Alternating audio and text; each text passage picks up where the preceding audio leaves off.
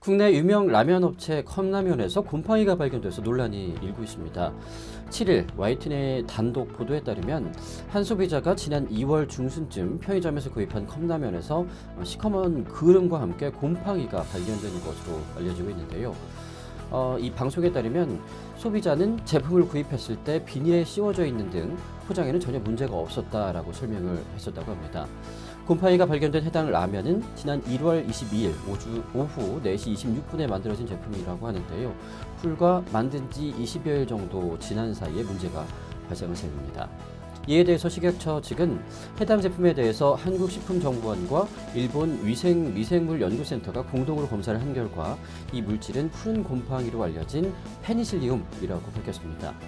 페니실리움은 항생 물질인 페니실린을 만드는 그런 물질로도 유명한데요. 하지만 식품 오염의 원인이 되는 유해성 독소를 내뿜어서 간암을 유발하거나 콩팥 기능을 떨어뜨리는 것으로 알려지기도 했습니다.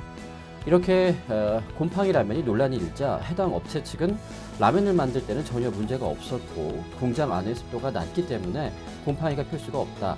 유통 과정에서 용기가 파손된 틈으로 균이 들어갔을 것이라면서 직접 당사자와 함께 이 문제를 해결하겠다라는 입장만을 계속 고수하고 있는 것으로 전해지기도 했습니다.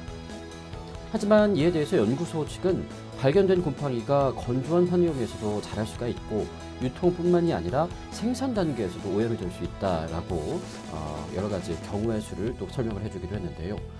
라면에 곰팡이가 이렇게 피었다라는 소비자들의 민원은 과거에도 아주 많다고 합니다. 식약처에서는 해마다 라면 이물질 신고가 600여 건, 또 곰팡이가 피었다라는 신고는 최근 3년 동안 52건이 접수된 것으로 조사가 됐는데요. 하지만 모두 신고가 된 게 아니라 접수 전에 이 당사자와 회사 측에서 조율이 된 경우가 따지면 더 많을 것이다라는 평입니다. 소비자원 역시 지난 3년 동안 라면과 관련된 상담이 600건 정도였고 곰팡이가 발견됐다는 것만 32건이라고 합니다. 식약처는 2010년 이 식품업체 이물보고 의무화 제도 도입이 신고 건수를 좀 줄이는 데 도움이 됐을 것이라고 분석을 하고 있다고 하네요.